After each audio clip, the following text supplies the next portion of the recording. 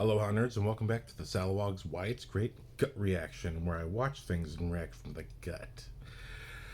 I am just starting to get back to the Godzilla movies. I'm about halfway through all Monsters Attack.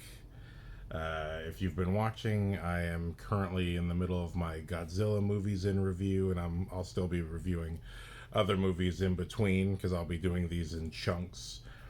I previously did the Godzilla movies leading up to, I believe it was Ghidorah.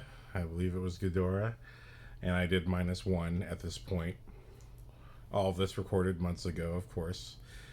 And in the meanwhile, I recently got access to someone's Apple Plus, and I've been watching Monarch, and Monarch has been great. I have to say,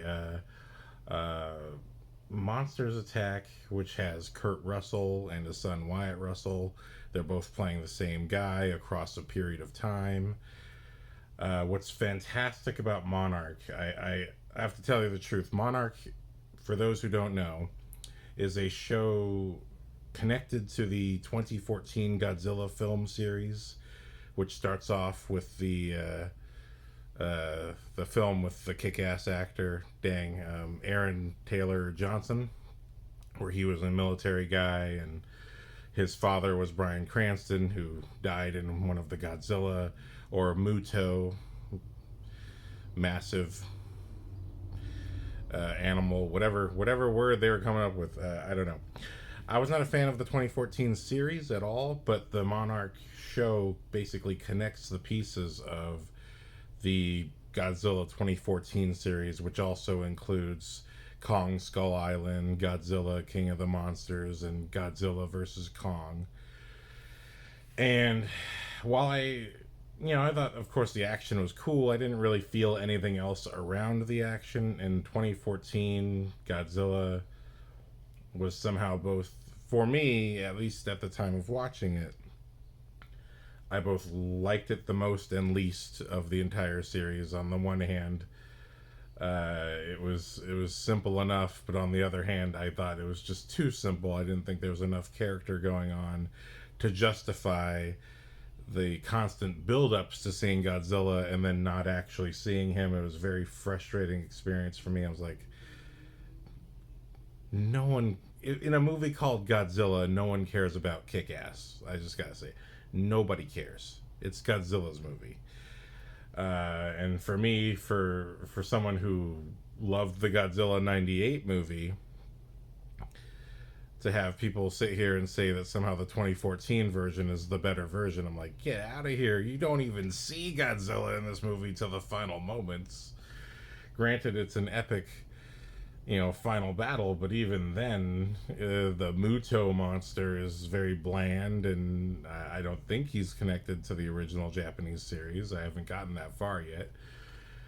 But the 2014 movie and that entire franchise really never hit for me. I thought Kong Skull Island felt like there's just too many stars in it. It felt like it was more star-driven than script-driven, and unfortunately each movie progressively has felt worse. I really just did not enjoy them. But the trailer for Monarch really caught my eye. For each of the moments that they were showing in the trailer was the human level experience of oh my god, Godzilla's storming through here. And even though I loved Pacific Rim, I didn't like the Godzilla franchise, but I loved Pacific Rim. Even though I loved that as well, I still wanted something a little bit different.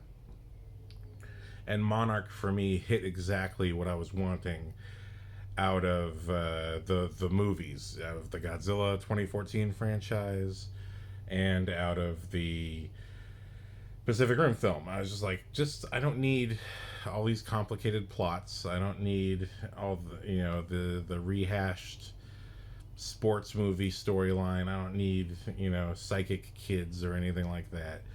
Just the human experience of, oh my god, there's a gigantic beast destroying my city, is enough. And then also having just the relatable real life scenario of, well, someone's got to figure out what that is and why it's showing up. And that's what Monarch gave me right off the bat. I really just right off the bat, episode 1, we are getting a parallel story of a group of scientists in the 60s, right around the time of well, actually, it's 10 years after the original Godzilla, but still, it's in the heyday of the original Godzilla series. But these group of American scientists in the 60s, with, well, one of them's Japanese, and that actress, I didn't get anyone's names. This is a gut reaction. I didn't do my research yet. But the actress who plays Dr. Keiko, who is part of the 60s team, I really think is just top notch. I think she really steals the show, owns the show. I'm so glad that there's so many twists involving her. They basically kill her in the first episode, but because of this parallel storytelling that they're telling stories through time, we get to have her in every episode, and so it's just such a fantastic ride because everything happening in the 60s is the movie I wanted, which is just scientists trying to figure out what's going on. Why are there giant monsters? What is this? How do we categorize this? How do we figure out what they are? How do we learn about them? And what's the right way to approach learning about them? All of that was fascinating. And then what I really loved was that particularly in the first episode, we have the parallel storytelling taking place in 2015. So 1 year after the Godzilla 2014 film, our main character is Keiko's Dr. Keiko. I've got her last name. Just they call her Keiko. Lovely Keiko. I'm not worthy. I would love to work with you. I'm not worthy of you. You're fantastic. But there's an actress who plays her granddaughter, and she's just a normal person, a school teacher. But we see this post-Godzilla, and they call it G-Day, this post-Godzilla San Francisco, where Golden Gate Bridge is torn apart, and you see all these signs everywhere, and she's also going to Japan. Actually, it starts off with her going to Japan. But you see all these signs everywhere of like this sort of preparation of all these Godzilla signs. It just tells people where to go to guide them to evacuation areas, and it's just like such a fantastic in-world element, because also that's a part of the original movies. That's about how far I've gotten is right from the second Godzilla movie, Godzilla Raids Again. The Japanese government had developed a system of just getting people evacuated, and much of those the first 10 movies is, so far as I've watched, you see a lot of that from the wide perspective, from the military as they're attacking Godzilla, watching people run away. So it was very cool to see the inverse of that, to see it literally from the human level of, see that they've demarcated lines, they have all the signs, that like there is just an actual like earthquake preparation or fire preparation. It just felt very real. It just felt extremely real, and especially coming from San Francisco, where earthquakes are a real thing too. It just had that extra element of real. And again, Godzilla is a force of nature. That's one of his biggest elements as a character, is he is a god, but he's like this genuine force of nature. Wherever he goes, it's an earthquake, it's a storm, it's a horrendous calamity to those who should be in his path. But she has these flashbacks inserting her into the Golden Gate Bridge sequence of the 2014 movie.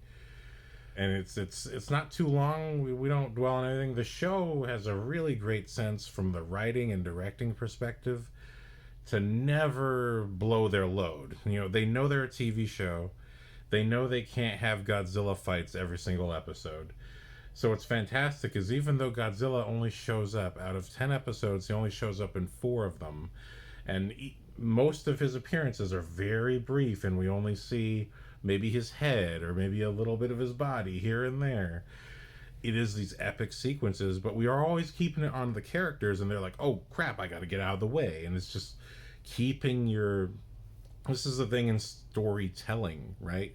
In storytelling, as filmmakers, your perspective dictates your budget, really, or your budget usage. If you're trying to tell them a show where Godzilla is having a fight with a monster every single episode, you're going to be out of money by the third episode. So you really only get enough for one medium sequence in the first episode, or a large sequence in the first episode and a medium sequence in the final episode. And what's beautiful is that they really spaced it out. So every time we see Godzilla, it's completely different. It's from a different human perspective. And what's fantastic is because we have this parallel storytelling, not only do we have the modern day sort of, oh, yeah, there's all these resources for evacuees, but also our main girl in the modern time is having all this post-traumatic memories. She's got claustrophobia because of it. She's a teacher. She lost students. And, what's really nice is that, we relate to her because she's all shaken up, but when they show her in her own flashback of the moments before Godzilla attacked, and she didn't really take things seriously. She just thought, this is ridiculous. This can't be real. Even that was just so relatable. Like, she's just such a normal person. Just like, that's one of the moments I loved in the Dawn of the Dead remake in 2004 was, you see the girl at the beginning of the movie driving her car home, and she's flipping the radio stations, and one of them says, "Warning, please listen to this," and then she just flips to the next station, and she doesn't want to hear it. It's such that relatability of like, yeah, sometimes people are just so, they're just part of their normal day. They're in their day.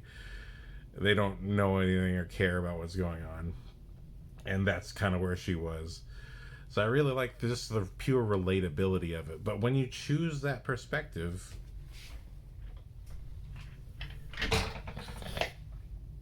my chair sinks.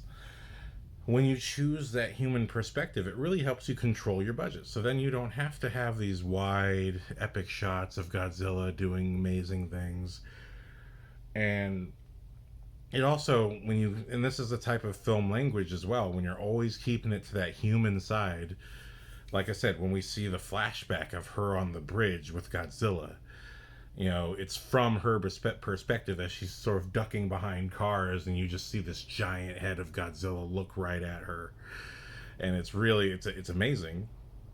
But it's also, it's exhilarating because you just get that taste. And by choosing that point of view, choosing that film language, you're essentially not lying to the audience when you're not showing the full Godzilla action sequence, because you're just showing, oh my god, I just jumped out of the bus and Godzilla tore the bridge in half.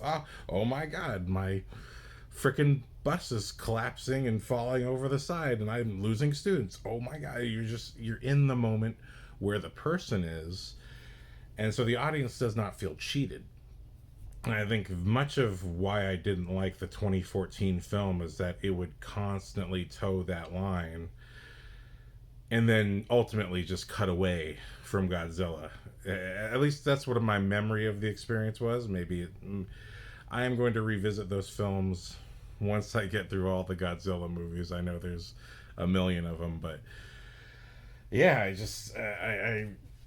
I was really frustrated about that with the 2014 film. And then even when the sequels tried to use the more epic scope and keep Godzilla a present force in the movie, it both then felt inconsistent with the first movie, but also you could see like these sequences are so short because you're trying to do just the epic sequence of Godzilla while having these like intricate plot lines with all the humans, and they're just having, James Bond level sequences with each other that just don't make any sense. And I'm just so happy with the simplicity of Monarch, just keeping it to, I'm a human on the street, this thing is terrorizing town, and I'm just trying to survive.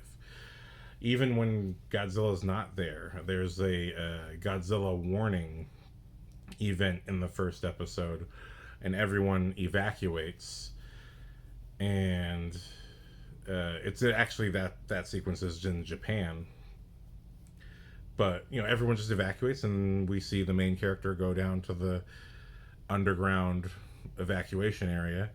You don't see Godzilla, you don't see anything. You're just with her, and you're with the tension of everyone looking up.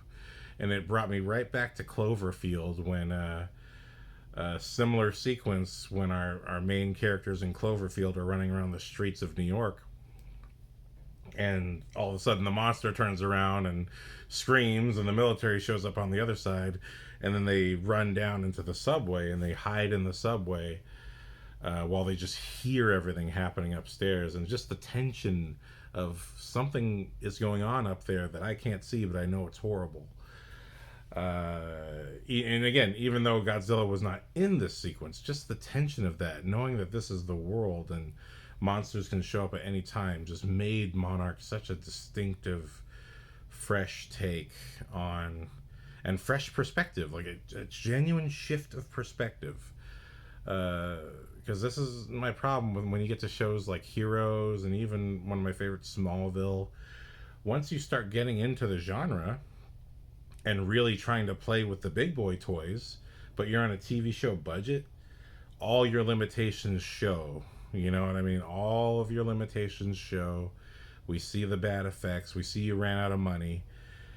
We see you trying to use close-ups and add extra drama and extra lines to fill out and pad out the action scene, and you don't really have the money for it. And it just ends up feeling like a letdown from an audience perspective. Like, oh, okay, well, I see they didn't have the money to do what they wanted to do. Okay. I mean, there's another way to tell the story to tease the audience and to keep the audience excited without letting them feel cheated. And Monarch does a fantastic job of that. And like I said, when we're in the 60s era, I'm just fascinated seeing the scientists figure everything out. It's not, and I don't want to take a stab at Fantastic Four in some kind of mean way, but I think one of the failings of Fantastic Four, that first half, as far as we know, was still pretty faithful to what the director was trying to do. But even then, I think, we were just kind of getting boring when we're just kind of sitting watching people read. Like, that's not interesting. But watching, again, be in your genre. Be in your genre. That doesn't mean you have to have special effects happening all the time, but at least be within your genre. So what's fantastic is that you have the scientists looking for the monsters, and they do find them here and there, but again, they spend the monsters are terrifying and want to eat them, so they spend most of the time running and hiding. So it's a lot like Lost, where, except in this case, it's not a smoke monster. That's a real monster that they're hiding from, and it makes sense that we're not seeing the monster in grand epic scale shots doing crazy things, because we're just with the people as they're going, oh god, oh god. But there was that 20-minute buildup of like, look, like the Ghostbusters element of my readings are showing something over here. You know what I mean? And then the aftermath of, what do you think that was? How do we classify this? How do we approach this? I think there's so much you don't have to pretend to be more intelligent than you are, and I think a lot of shows and movies, especially today, seem to be doing that. It's just you think because you say science is cool or something, and you say a bunch of mumbo jumbo words, that's gonna, the audience is gonna believe you and understand you. When they did that in Ghostbusters, it was because Dan Aykroyd was a genuine nerd about studying paranormal activity. He wasn't just saying things that came out of his ass. He really believes it, and he studied it deeply and thoroughly, and that's why everything they said in that movie felt authentic, because it was authentic. He did do his homework. The only thing that was not real was just the elements of, okay, here's this monster and here's this situation, but all the research around it was real. But if you don't have that, if you don't really have that, then at least have the characters be smart enough to ask questions, and at least establish what their accomplishments are. And what I love is by episode 8, when you're seeing Monarch really be built in the 60s, because that's what's happening. You know, in the 60s, it's just these 3 scientists. They make this fantastic discovery. And over the course of the 60s parallel timeline, we're watching Monarch become assembled and start from a 3-person team to, well, we never see it go beyond that, but we do see military involvement, and that feels very real. Like, you wouldn't have, it's not, again, it's not like James Bond today, where James Bond by himself just solves every single problem with his gun. In the old school 60s James Bond, even 70s, James Bond is a spy. Yes, he can kill people, he can assassinate people if needed, but most of the time he's getting intel and giving it to the government so that the government can go get the bad guy, whoever the bad guy might be. And the same thing is happening here. We're like, hey, well, we don't have the resources as 3 people to defeat a monster, so we got to communicate with the government and deal with that. And all of that, just natural things that would happen. That's what I appreciated about Monarch, is that everything is that these things would or could happen. They're plausible, they're believable. And then, you know, you kind of get into the kind of heroes, the company with all of its resources stuff. You know, Monarch in the present day is fully assembled and has a whole organization, and it's kind of like Fringe. It's a bit like Fringe. That's also why I like it. So you can have that fun, but while at this, because also that's part of the 2014 franchise, is what Monarch is, and the opposing companies, which is not stuff that, did not necessarily happen in the original Godzilla films, but the way they do it, I just didn't agree with. But when it came to Monarch, seeing things be built up and seeing sort of the motivations of everyone, it just felt believable. It really felt like they took their time and tried to figure out how to do this show in a way that was believable for an audience, while at the same time you're setting up all these pieces for the movies and connecting all the movies together. Because it's one of my favorite moments of Monarch. I think it's like in the 3rd or 4th episode, spoiler alert, is that the 60s people find Godzilla, but they don't just find him. It's the footage from the 2014 film where they show Godzilla walking around the islands, and sort of all these things that were set up in the movies that I just didn't feel were handled well, at least at the time.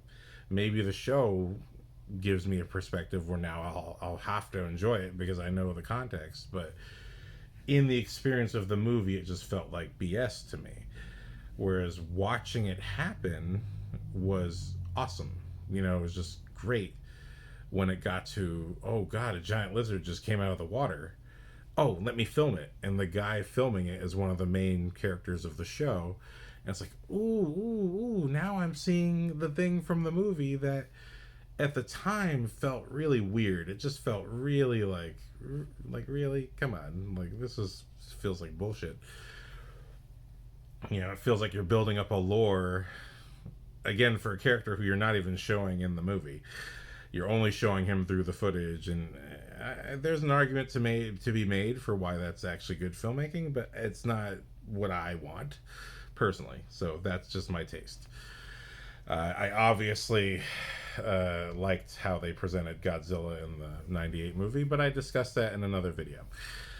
But anyway, so going back to Monarch, just the handling of the story and the choice of perspective. Again, this show is not just me reviewing for the sake of reviewing, but looking at it from the filmmaker's side. They picked a perspective and they stuck with it because it allowed them, budget-wise, to really control how much they show and use the effects, so we're not wasting time. Every time the effect is used, it's effective. Every time Godzilla shows up, it's a great moment. Even though we only seen him briefly, like I said, the terror and the destruction, I think of it like this. Like, people like to complain about the budget of She-Hulk being $225 million or whatever it was. Fuck that. You know what I mean? Like, it doesn't matter what your budget is. What matters is your vision and your ability to achieve anything regardless of the budget, regardless of the situation.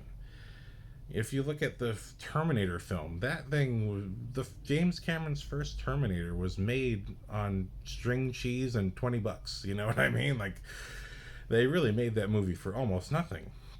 But there's a specific scene where Arnold Schwarzenegger's walking around the suburbs. He's all already got his gangster outfit on, and he punches out a window and steals a car.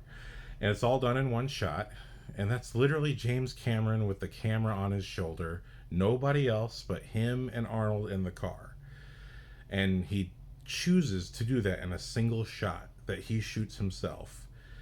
And it keeps the movie going. Is it the most cinematically amazing shot ever? No, but it does look good. He's got the framing right. The story is being told. We see a single shot. Things are moving. That's all that matters. And that's the point. That didn't matter. You know, once he got more money, you saw he already knew how to do it with nothing. And that's the point. Is that 8 of these episodes are, when we see Godzilla, it's very brief. But in the first episode and the last episode, we see a good chunk of Godzilla. And like I said, in particular, in the first episode, we're seeing a flashback of Godzilla from 2014, but we're seeing it from the perspective of our present day main character. And then, many spoilers, but if it gets you to watch Monarch, in the final episode, we get a full-on Godzilla kaiju battle. And it's awesome. It's not a lengthy battle, but it's a great battle. And it's mixed up with the humans doing stuff, which is fine. It's cool. Again, going back to Pacific Rim, this last episode is a total rip of Pacific Rim. But I don't care. They're doing it enough different that I don't, think that anyone needs to sue anyone. But simultaneously, it's what we were waiting for. The whole show, even though we're having a good time, and I'm not feeling cheated. Like, I saw Godzilla, and then he fucking knocked over a cliff, and the characters had to run away and get away from him. And that made sense why we got away from Godzilla. So I don't feel cheated. I don't feel like where's more Godzilla? I just feel like Godzilla showed up, and that was in a great sequence because we were just in the moment of what's going on. That's something I loved from the Godzilla versus Ghidorah, where we do have this human parallel sequence where some assassins are trying to kill a princess, and a reporter is trying to save her. And all of this is happening in the middle of Godzilla fighting Ghidorah. And so when Godzilla busts over a piece of cliff and the cliff falls down, narrowly hits our heroes, and same with Ghidorah, it just makes this really fantastic sequence. And that's what the finale, that's what all the sequences with Godzilla feel like. It just, you really feel the presence of sort of being this small thing in the wake of a bigger thing. Even though we're not getting a lot of Godzilla, you feel the experience of it, which I didn't feel with the 2014 film. And again, they went away from that with the sequels and tried to dump the money and get the epic shots in the sequels. But this is how it's done. Like, you got to pick your point of view, and really, it's got to be the human point of view, because the human point of view is the only way to control that budget but still give people a great experience. But like I said, the great thing is that they saved Godzilla up so much by just giving us a glimpse here and there in each episode. When we got to the finale and it was a full battle, it just felt so earned. It felt like I'm watching a piece of the movies, but I'm watching a piece. It's like I'm watching a deleted scene from the movie that I wish was in the movie. It's just, yeah, and I do feel like they shrunk Godzilla a little bit in this for the show.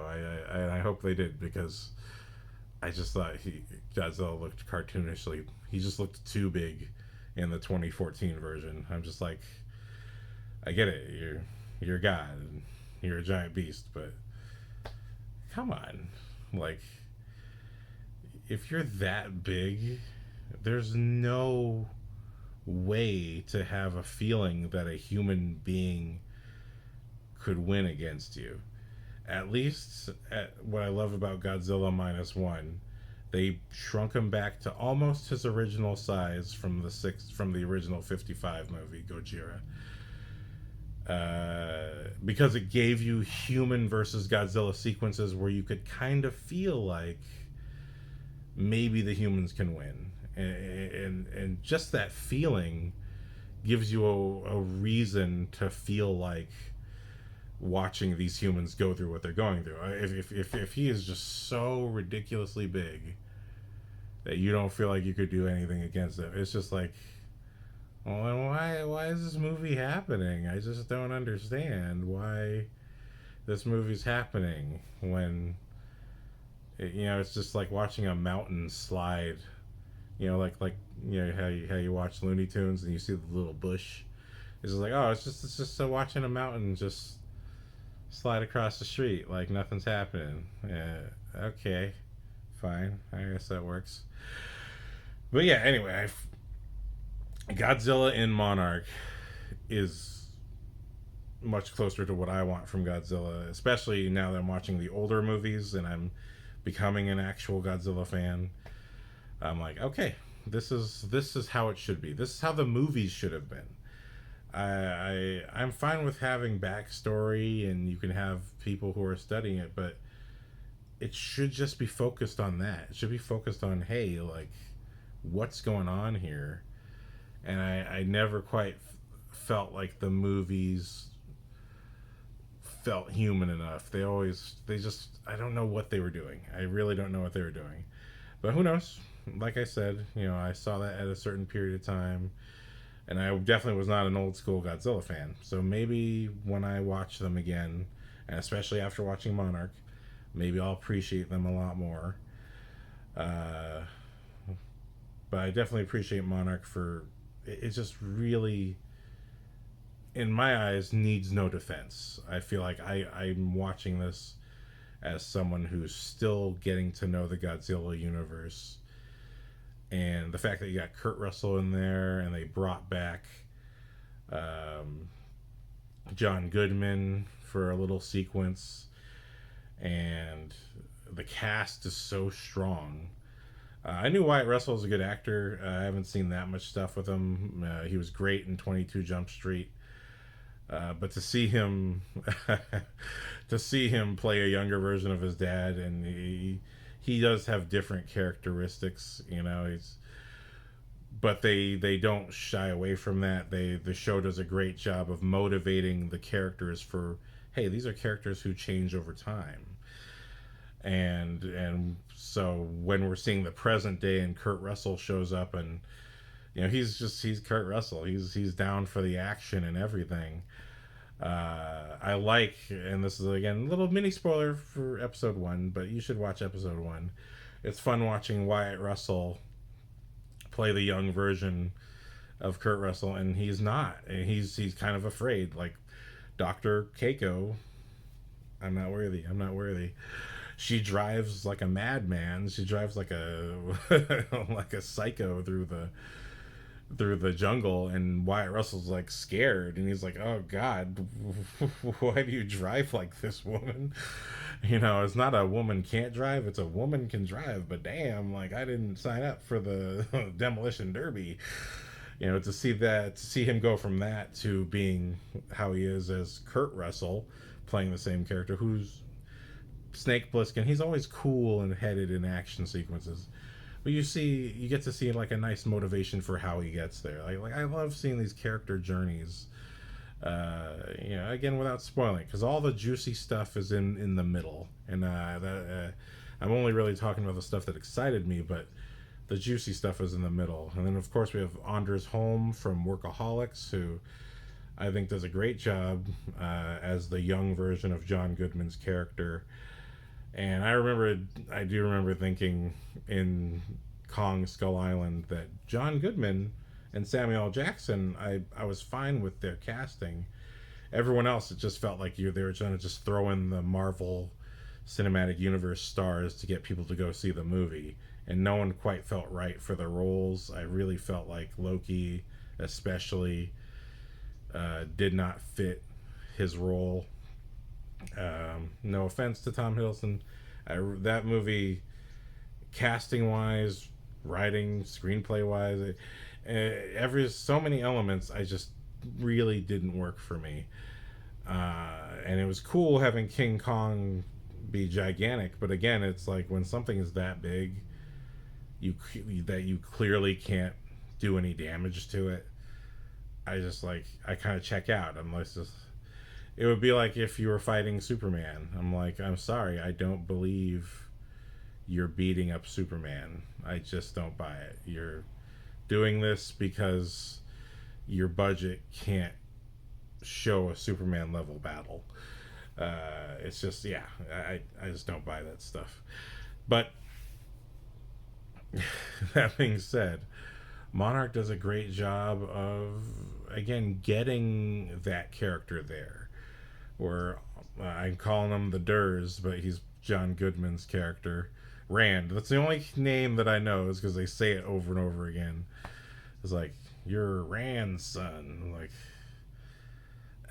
it's just, I don't know why I don't like the name. It just feels like an incomplete name. I don't know. But they make it work, and they do a great job of setting up how at the beginning he does seem a little bit kind of like Keiko, just a little bit crazy for his science, but he still seems like kind of a normal, relatable guy.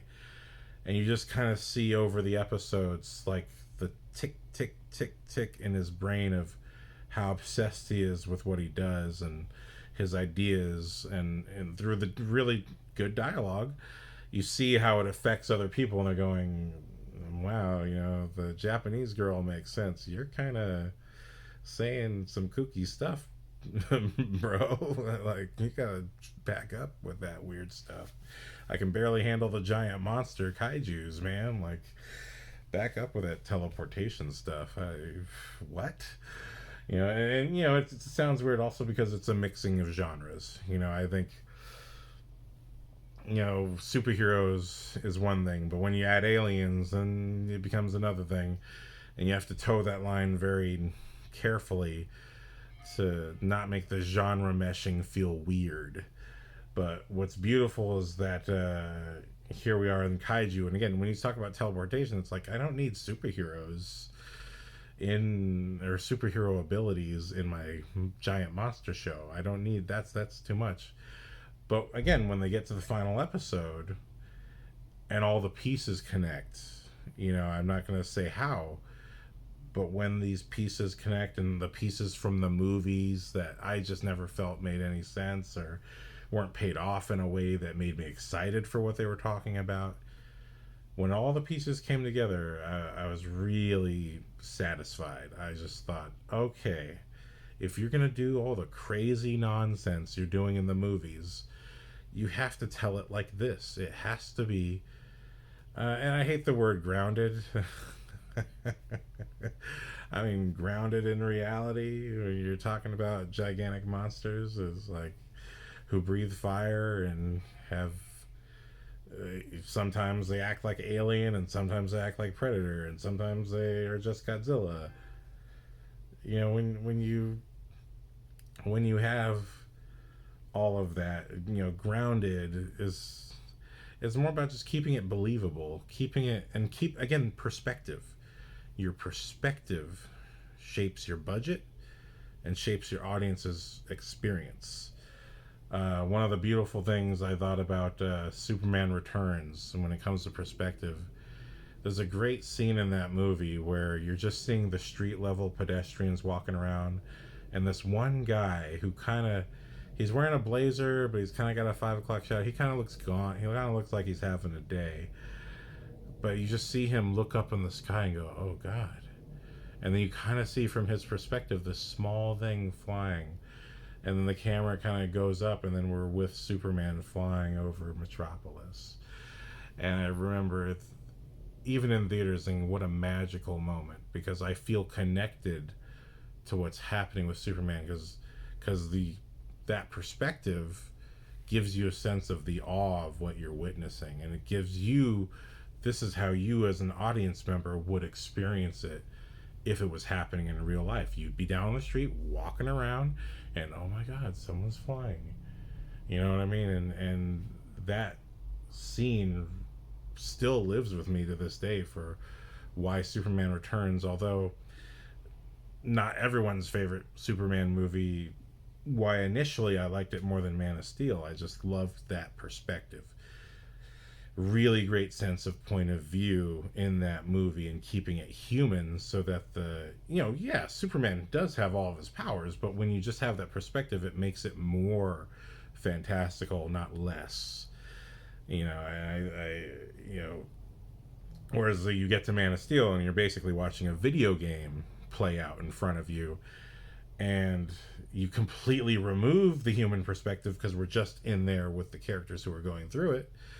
And nothing wrong with that, but again, like, now your budget requires so much more special effects, and because you're choosing that point of view, your perspective really shapes the experience of the story. And I think Monarch, at least season 1, I hope there's a season 2, Monarch does a fantastic job of keeping the perspective at a level where all the fantastical things are still fantastic, but you don't have to depower Godzilla or shrink him to the size of a T-Rex, or do, and they never use a bad shot. So many times television shows fall into this exact same trap. Just in superhero fights, you'll see just such terrible effects sometimes. Smallville had this, like, constantly, every other episode there would be one amazing effects shot and then one atrociously CGI shot. Even if the idea was cool, it was just the CGI would be so blatant that it was just like, could you not just get a real car to crash into a pipe just like the other episode you did, and then remove the pipe and put Tom there? But Monarch does such a fantastic job of never ever doing that. Every time we see the effects, we're only seeing them for the moment we need them. And there's no, not that I could tell, there's no bad CGI shot. There's a great VR arcade game. It's a King Kong game. Found it at this place called Scandia in Fairfield when I still lived in the Bay Area. But it was amazing because you were in the car and you were just driving through Skull Island as King Kong was fighting a giant dragon, a two-headed dragon. And I remember watching that thinking, whoever made this should make the fucking movies, because I am so enthralled.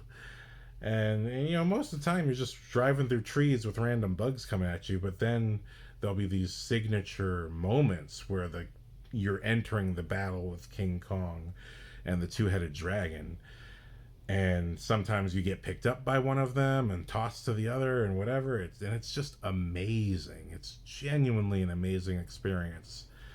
And that's what Monarch feels as a show.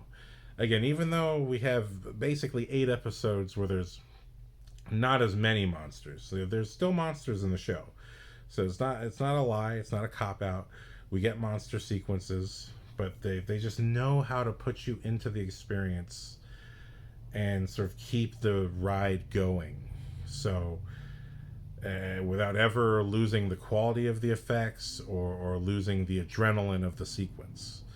And that deserves like a hats off right off the top. The Monarch deserves some accolades for effects and just good storytelling, And again, perspective being the source of our storytelling, right? There's a great moment in, I think, episode 4 where, and this is the footage episode, right? So mini spoilers here. Mini spoiler. If you don't want any spoils, who cares? It's a great show. Just watch it. But there's a moment where they're getting the footage of Godzilla, and they're gonna nuke him, and I think it's in the footage anyway. But you get this whole side of the scene because we're with the scientists, where Keiko wants to turn off the nuke, and she runs to the transmitter because they put the nuke a safe distance away, and Godzilla's going toward it. But she dashes for the transmitter that's going to set off the nuke, and she's going to try and yank the wires out and disable it so that they can't bomb Godzilla, because she sees Godzilla as this peaceful beast. He doesn't seem to be trying to hurt anybody. And if you kind of look at Ishiro Honda's directing in some of the early Godzilla movies, that's kind of what he's going for. He's just kind of a beast who's kind of confused at the modern era. Not so much a destructive evil monster, which they made him in -1, which was fun.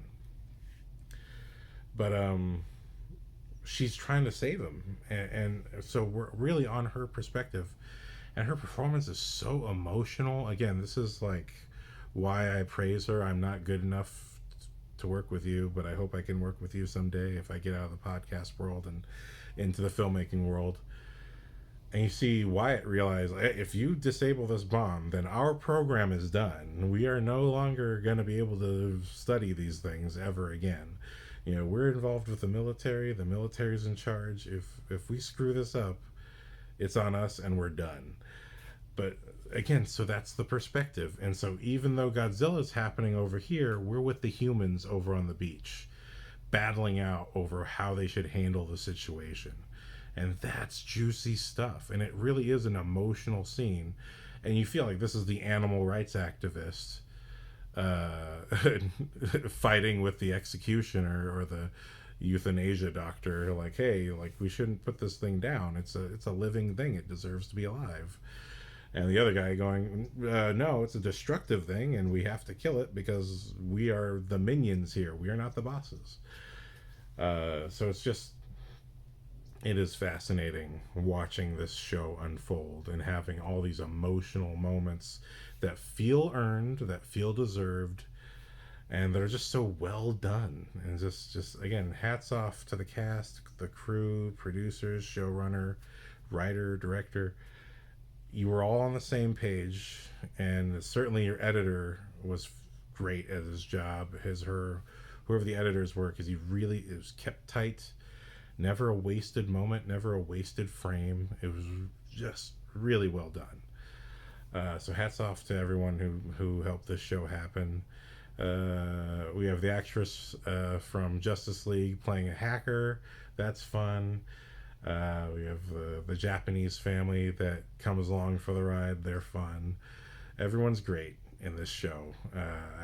I wish I could give all the due hats offnesses, but I don't know anyone's name. So just that being said, Monarch is fantastic. Go check it out. Really well done show. And for you filmmakers, you got to watch this. This is how it's done. This is how it's done. Perspective shapes your budget usage and can shape the audience experience, and that's what Monarch does. So thank you very much for watching. That's all I've got to say. I got to get back to work. Aloha.